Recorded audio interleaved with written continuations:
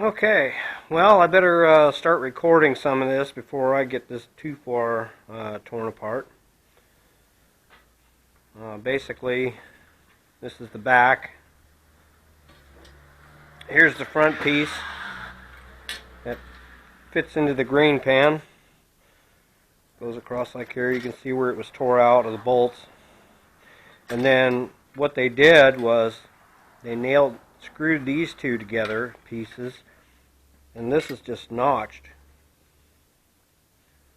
and then they got this sandwiched on top of it, and it's wood all the way there. So, and then this piece is broken off over here if there was one. Well, I don't know. No, there might not have been one on this side. Anyway, okay, so we got the sandwich there. You can see they did the same thing on the ends. They didn't drill a hole, they just put, well, I guess they did, but anyway, you get the idea. And then, on the back, see, these just fit perfect right in between there. And I just happen to have some pre-cut wood already. I just got to get the length. So,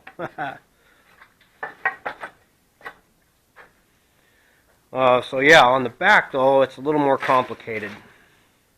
Let's see.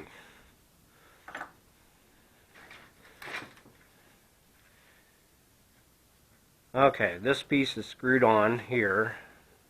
I got to take all kinds of measurements and stuff. Main bolt went through there, and this one is hooked up there. And then so as you turn this, then that does that. So, and then we've got these extra pieces on the back, which are used to bolt to the grain pan, and I'm going to make adjustments to the grain pan too, because in it there's just slots, and if these bolts come loose at all, this thing could just pop out of the back, and that happened the first year I run it, so we're going to take care of that. So yeah, I'm not exactly sure how I'm going to do this. I think I'm going to get some 2-inch angle iron and go across the front and cut it down. Cut these notches out, and then do like they did. But I'm going to run angle iron all the way down the side and put the wood inside of it, and that should add the strength. This stuff is easy to get. But then the back is going to be a little more complicated. So, and then on these, I got some of this flat steel.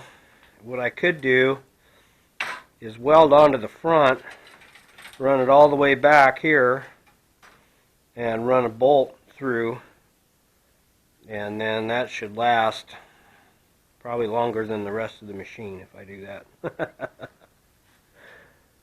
Okay, that's the plan. Yeah, YouTube doesn't let me load up any more than 15 minutes, so this will be in pieces, and the next one probably won't be for a while, but anyway, we got it in the garage. I've got my grid paper out, do my measuring, so yeah.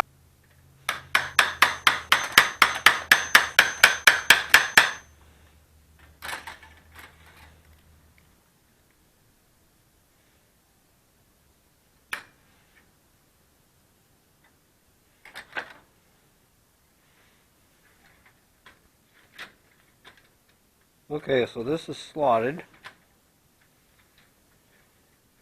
and these little pieces can come out like that. So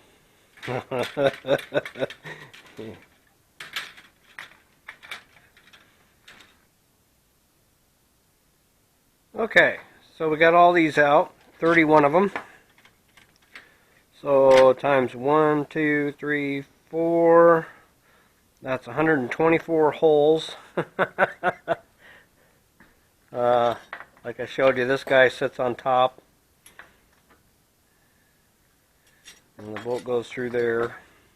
I'm not exactly sure how I'm going to do this. I think I'm going to start with the piece that goes up front, and I'm going to beef that up a little bit. Probably use 2-inch angle, cut it down.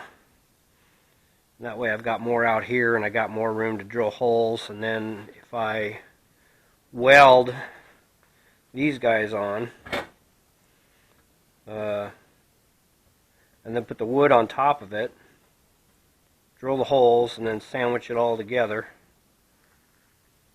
But yeah, I think the best bet is to do like they did and make 2 pieces out of the wood. That way you can just put it in there and clamp it all down. That looked pretty good. But I think if I have this down the two center places, that'll strengthen it quite a bit. And then if I run angle iron all the way up the length of this along here, put the wood inside of it, I think that'll, yeah, that's the plan. So depending on when I get materials together, and start working on it again, I'll make another one. So thanks for watching.